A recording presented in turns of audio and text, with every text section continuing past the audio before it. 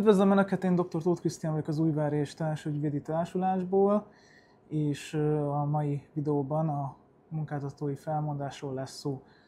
Pontosabban arról, hogy mikor jogszerűtlen, mikor jogszerű egy munkáltatói felmondás, mik a követelmények. Az első és legfontosabb dolog, hogy a munkáltatói rendes felmondásnál a törvény 3 okot jelöl meg, amelyik valamelyikére köteles hivatkozni a munkáltató. Ezek a következők: a munkavállaló munkaviszonnyal kapcsolatos magatartásával, képességével és a munkáltató működésével összefüggő ok. Ezekre az okokra kell valamelyikére hivatkozni a munkáltatónak felmondás esetén.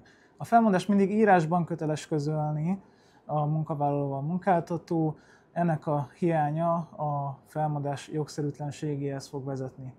Az írásbeli felmondásnak több tartalmi követelménye is van. Egyrészt az, hogy tartalmazzon indokolás részt, független az, hogy határozatlan vagy határozott idejű szerződésről van szó, a munkáltatónak mindig meg kell indokolni a felmondását.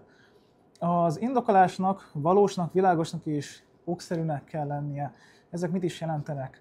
A világos felmondás az lényegében azt akarja, hogy a felmondás érthető legyen, és olyan okokra hivatkozva mondja fel a munkáltató a szerződést, amelyek ténylegesen megtörténtek, ezzel eljutunk a valóság követelményéhez, az, hogy valós legyen a felmondás, tehát megtörtént, tényszerűen bizonyítható tényeken alapul a felmondás, és legutolsó sorban pedig az okszerűség. Az okszerűségnek pedig az a célja, én azt szoktam erre mondani, hogy ha a harmadik kiváló személy olvassa el a felmondást, akkor számára is egyértelmű legyen, hogy ez a felmondás miért került közlésre, miért fenntarthatatlan továbbá ez a munkaviszony a munkavállaló és a munkáltató között.